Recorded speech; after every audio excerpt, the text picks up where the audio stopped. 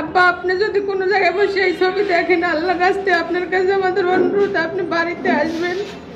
আপনি তো রাগ করেও যান না। আব্বা মাইকিং করা হয়েছে, তারপরে পুকুর খাল সব জায়গায় খোঁজা হয়েছে, কিন্তু কোনো জায়গায় কোনোভাবেই পাইতেছি না। থানায় জিডি করা হয়েছে। এখন আমি এই সাংবাদিক সম্মেলনে পাথরঘাটা আসছি। আমরা দুইটা বোন, আমাদের একটা ভাই নাই। আমরা মানে অনেক কষ্টের ভিতরেই আছি। এই বাবা নিখোঁজ সেই থেকেই মানে এই এক পোশাকই আজ পর্যন্ত আছি। এখন দয়া করে যদি আমার আব্বার কেউ কোনো সন্ধান কোনো জায়গায় কোনো প্রতিষ্ঠানে বা কোনো লোক পায়েন, তাহলে মানে আমার এই ফোন নাম্বার দেওয়া হয়েছে, আর আমার ঠিকানা দেওয়া হয়েছে। আমার বাড়ি হয়েছে 7 নং কাঁঠালতলী, গ্রাম কালীবাড়ি। Phone number 01765933200। মানে আপনাদের কাছে অনুরোধ রইল, দয়া করে আমার বাবার যদি কেউ এরকম কোনো সন্ধান পান, তাহলে আমাদের এই ফোনে যোগাযোগ করার জন্য আমি বিনীত অনুরোধ করছি।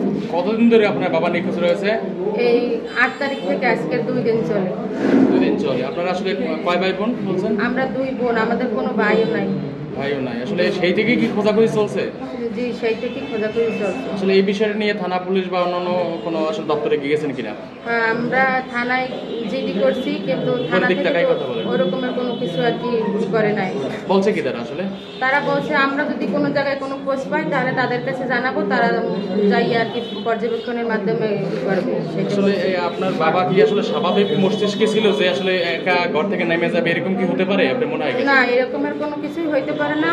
1 বছর আগে আমার আব্বা ব্রেন স্ট্রোক করছিল, তারপরে ঢাকা ইবনে সিনা হাসপাতালে নেওয়া হয়েছে। ওইখান থেকে যে ওষুধ দিয়েছে সেই ওষুধগুলো এখনো চলমান, কিন্তু ওরকমের কোনো কিছু আমরা দেখি নাই।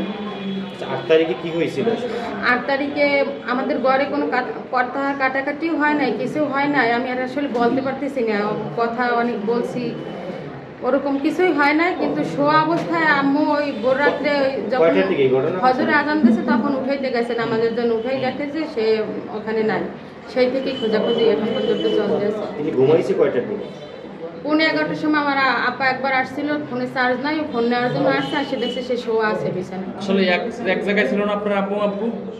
না, এক রুমে নাই। আমার আম্মু সেও আবার হার্ট অ্যাটাক করছে, আর আব্বা ওইলে ব্রেন স্ট্রোক করছে 1 বছর আগে। আলাদা বিছানায় শোয়, দুজনেই মানে আলাদা আলাদা শোয়। আসলে আপনার বাবা কোনো সময় এর আগে এরকমের কোনো ঘটনা? না, এরকমের কোনো ঘটনা ঘটেও না। আর আমার আব্বা মানে কারোর সাথে কোনো দ্বন্দ্ব করার রকম মানুষ না, সে একদম নিরীহ। সবার কাছে মানে জিজ্ঞেস করলেও পাইবেন যে সে একদম নিরীহ লোক। আপনাদের কাউকে সন্দেহ হয় কিনা বিষয়টা নিয়ে? না, আমাদের এরকম কোনো সন্দেহ নাই। আপনাদের সাথে আসলে সম্পর্কটা কিভাবে ছিল? আসলে কতটা আসলে ভালো ছিল?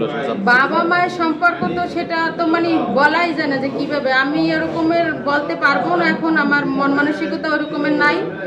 এই আপনার বাবা যদি কারোর সাথে রাগারাগি করে তাহলে কি সে বাড়ি থেকে চলে যায়? না, আমরা ছোট সময় থেকে এখন পর্যন্ত দেখি না যে আমার আব্বা মানে কোনো জায়গায় চলে গেছে বা এক রাত্র কাটাইছে, এরকম আমরা কোনোদিনই দেখি নাই। আপনার আব্বার ফোন নাম্বার আছে?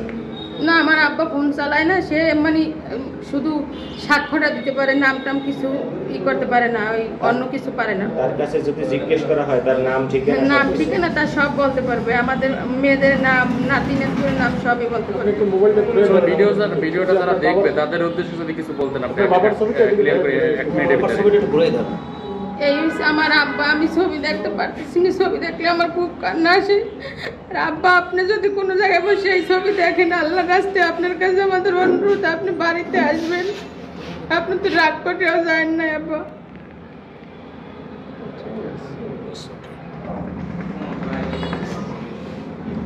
আমার বাড়ি হয়েছে কাঁঠালতলী ইউনিয়ন, 7 নং কাঁঠালতলী ইউনিয়ন, 6 নম্বর ওয়ার্ড, কালীবাড়ি গ্রাম।